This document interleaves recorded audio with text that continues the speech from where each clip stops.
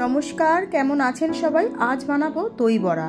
তাই জন্য এখানে নিয়ে নিয়েছি বিউলির ডাল।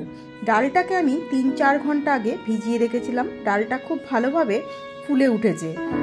এখন একটা মিক্সিং জার নিয়ে নিয়েছি, তার মধ্যে খুব ভালোভাবে ডালটাকে বেটে নেব।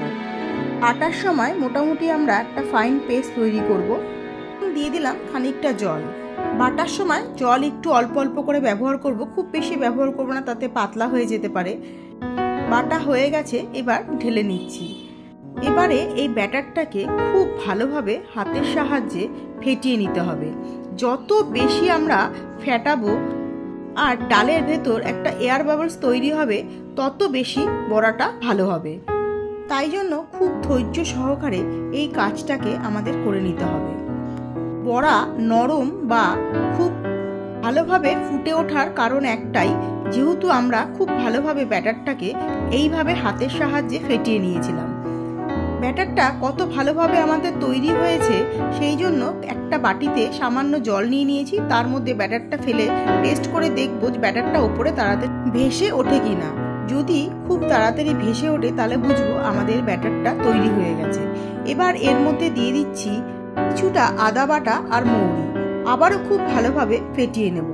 ফেটিয়ে নেওয়া হয়ে গেছে, তেলটাও প্রায় গরম হয়ে গেছে। এবার একে একে বড়াগুলো ছেড়ে দেব।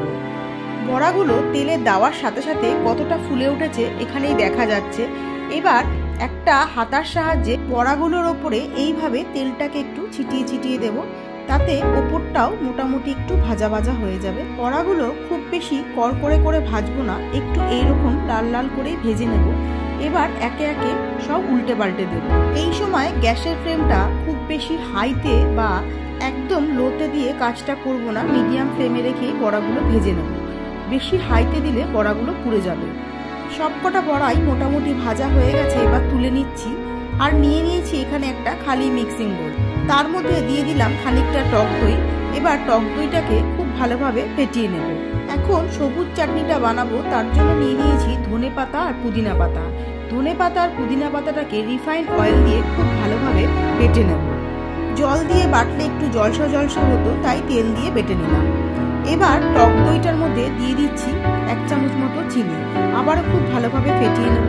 এবার একটা বাটিতে কিছুটা গরম জল নিয়ে নিয়েছি, তার মধ্যে দিয়ে দিয়েছি 1 চামচ মতো নুন।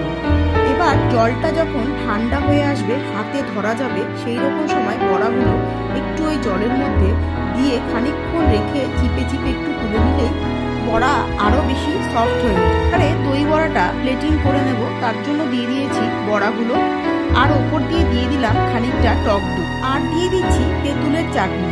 এটা গুড় দিয়ে বানিয়েছিলাম। এবার দিয়ে দেব ধনে পাতা আর পুদিনার চাটনিটা। তারপর দিয়ে দিচ্ছি একটুখানি সামান্য লাল লঙ্কার গুঁড়ো। এখানে কোনো ঝাল লঙ্কার গুঁড়ো ব্যবহার করিনি, কাশ্মীরি লাল লঙ্কার গুঁড়োই ব্যবহার করেছি। এবারে ওপর থেকে দিয়ে দিচ্ছি খানিকটা ঝুরি ভাজা, আর দিয়ে দিচ্ছি কিছুটা বাদাম। যদি কেউ বাদাম পছন্দ না করেন তাহলে নাও দিতে পারেন, তাতে কোনো অসুবিধা নেই। দই বড়াটা খাওয়ার সময় ঝুরি ভাজা আর বাদামটা পড়লে মুখে বেশি ভালো লাগে খেতে, তাই জন্য ব্যবহার করা। আপনারা চাইলে উপর থেকে কিশমিশও ছড়িয়ে দিতে পারেন, মুখে পড়লে খুবই ভালো লাগে। এবারে দিয়ে দিচ্ছি খানিকটা ভাজা মশলা। জিরে, ধনে আর মৌরি দিয়ে বানিয়েছিলাম এই ভাজা মশলাটা। আজকের দই বড়ার রেসিপিটা আপনাদের কাছে কিরকম লাগলো জানাতে ভুলবেন না। সবাই খুব ভালো থাকবেন, সুস্থ থাকবেন।